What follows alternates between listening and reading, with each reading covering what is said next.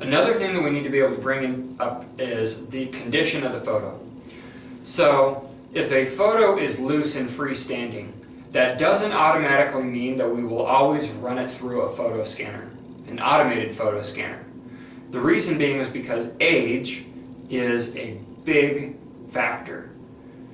The age as well as the condition of the photo. You could have a photo from 5 years ago that is torn, and you don't want to run that through an automated photo scanner simply because you'll tear the photo apart or you'll tear it even more. So you'd want to be able to be as careful with the photo as possible, not causing any trauma to any of the media that you're given. So the best way to do damaged photos or photos that have paper, staples, tape, they're torn or they're old is to do it with a snapshot station. So anything where the safety of the photo is an issue, do it with a snapshot station. Do not run it through an automated photo scanner because you'll simply create issues with the client and the media.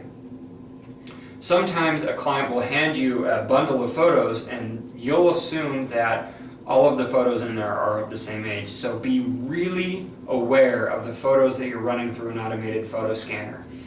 An automated photo scanner, all of these different media types, all these different photo types are all what we would consider to be active processes. These are not processes that you set and you can forget for a while, like video or audio or anything like that.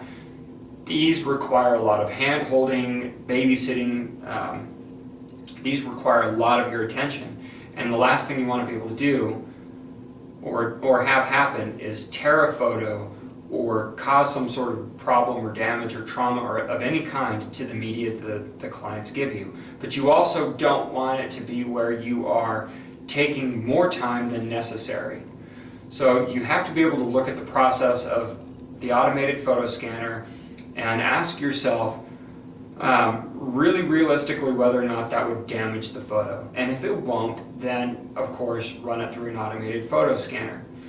Sometimes with the automated photo scanning you will get curvature of the photo as it's running through what they call the paper path or the photo path or even the scan path. But that's the path that the photo or the document will travel as it goes through the scanner. Sometimes they have what they call a curved paper path. Sometimes they have what they call a straight or direct or a flat paper path. That would mean that the photo starts on this end and ends up over here. There's a lot of high-speed document scanners that have much more curvature to the scanner for that type of medium, and that will have a tendency, if you have older photos that you're running through, to really cause some problems. Just a few notes on the freestanding or loose photos.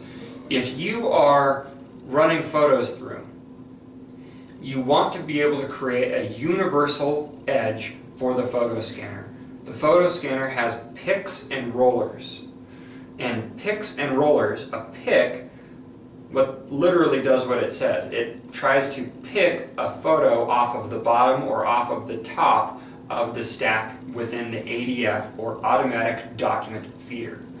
So it's trying to pick a single item, whether that's a document or a photo, off of the scanner. And there's also rollers. So it's trying to roll back or hold back any of the other documents or photos as it tries to pick one off the top. So you try to create as universal of an edge as possible. That also means that you want to be aware of the size of the photos that are going through. There's normally a trigger for the photo scanners that it has to be depressed or pushed in for it to trigger the scanner to actuate or to start scanning. And so when you put in a stack of photos, there's normally like a little black tab or a plastic tab that has to hit the photos in order for it to recognize that there's a photo there. Some photos are too small to be scanned through an automatic document scanner. Normally those are 1 inch by 2 inch. Typically a 2-inch square photo would be okay, but if you're dealing with 1-inch photos or the small thumbnail photos, sometimes even the small photo booths where you can go in and have a really fast group of pictures taken. Those may have some problems. Also, it used to be in vogue to have really rough or jagged edges to the photo. Another is any type of photos that have like oval or round or just irregular shapes to them. So they might give you a stack of photos that they've pulled from a photo album, and someone may have made a specially cut photo and put it in there, and normally when you're scanning them through, they'll typically be square or rectangular. But there may come some irregular photos that will stop the photo scanner from going, just simply because what we call the pick rollers, like we were talking about earlier, will not grab that photo because it can't sense it. Or it'll grab two at a time, and the sensors that normally stop two documents or photos from going in at the same time will start to sound, and the process will stop. So being very aware of what's going through that automatic document scanner is important to you. The reason being is that if you don't keep an eye out for photos that have staples, photos that have tape, photos that have any type of like artifact on them, if they scratch the glass on that scanner, that means that you'll permanently have an artifact or an item that is on all of the images that are being digitized through that scanner. Another thing that you will also have to be aware of is what they consider lines or refractions or dust that go along the path of the photo that's being scanned. So sometimes what you'll get is you'll get a red, a blue, a green, or a white, or a black streak. It's a tiny pixel long streak that runs the length of the photo. If a photo is being scanned in from the top to the bottom and you put it in and there's a line that runs down it, normally what will happen is that there's either something that is on what they call the imaging guides, which are the glass pieces that the sensor reads through, or there's a piece of dust underneath it, or there's some sort of interference with the sensor or the imaging guide, or there's something that is wrong with the electrical signal. So normally taking an anti-static cleaner and running that along the imaging guides regularly is the best thing that you can possibly do in order to keep that down. It reduces the dust, it reduces static electricity, which can cause interference electronically, as well as it just simply keeps that sensor clean.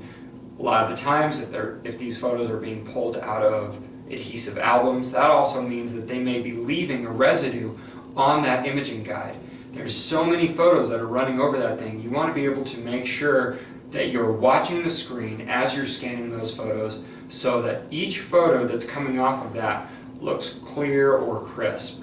Or if it doesn't look clear or crisp, stop the photo scanning process immediately and look at the photos that are scanned to see if what is being scanned directly reflects the photo that is on the screen. So if there's a photo that's on the screen that has a streak through it on the original photo and it has a streak through it on the screen, of course that's the original photo. But if there is something that's on the screen that's not on the photo, then you have a problem. So that basically covers it in terms of scanning the photos and kind of what you have and what you have to look for. But if in doubt in terms of the age, condition, things like that, try to do it via a snapshot.